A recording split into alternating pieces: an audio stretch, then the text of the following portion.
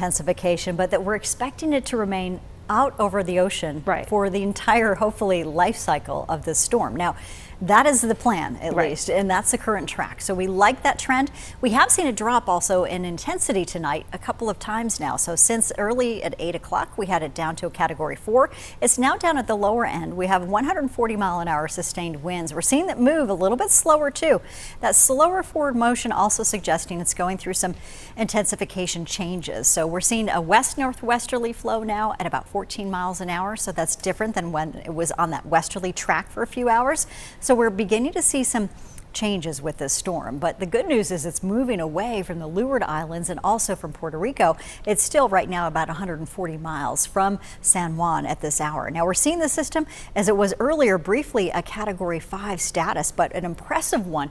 It all started earlier this morning as that system continued to spin in after 11 a.m. It jumped from a Category 4. It also was a Category 2 overnight, then became a 3 early morning and steadily up to a 5. So right now the winds, the rain still spinning out over parts of Puerto Rico and the U.S. Virgin Islands, as well as the British Virgin Islands as we head back to the Leeward Islands. You can see, though, lots of that rain closer to the center is where we've got the winds and the worst of the weather. So fortunately, they're talking about some 3 to 4 inches of rain across parts of Puerto Rico. It could still be an impact for folks in the higher areas where we have mudslides there, but most areas are going to be okay from that storm. Category 4 status continues as it turns to the north and east. It's going to parallel the North Carolina coast. It looks like after it makes that turn, it's getting close to the Bahamas, but pulling away at the same time.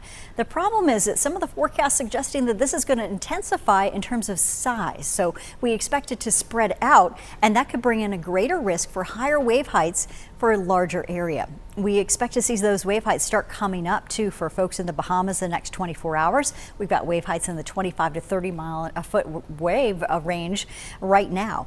As it moves closer to the coastline, the southeast coast, so we're talking about beaches from Miami as we go up north to Daytona Beach, we're going to be seeing some rip current risks that could impact folks, surfers, people getting in the ocean, and anyone who has maybe fishing trips planned too, and cruise lines. I know they've had to change a lot of those trip destinations, unfortunately, but watching that track, it is just a little bit farther west than it has been.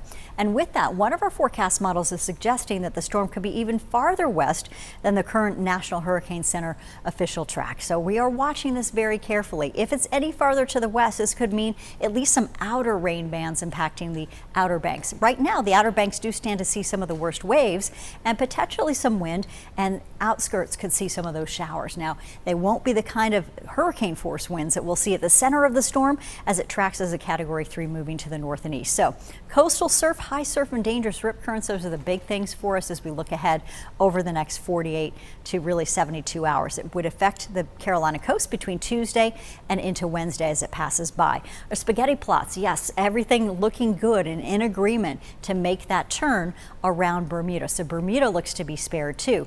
Now the tropical storm wind probabilities, better opportunities for folks here, and they're in that 20% range even. So the good news is it's so far away. By us, it'll be about 300 to 400 miles away from the North Carolina coastline. So that puts a lot of distance between at least the winds and the worst rain. Doesn't necessarily have huge impacts for the wave heights. Those wave heights are going to push some of that water. And you can see it here as we're looking ahead. Florida to the northeast beaches will be impacted, and we do have some high rip current risks, not to mention impacts for mariners too.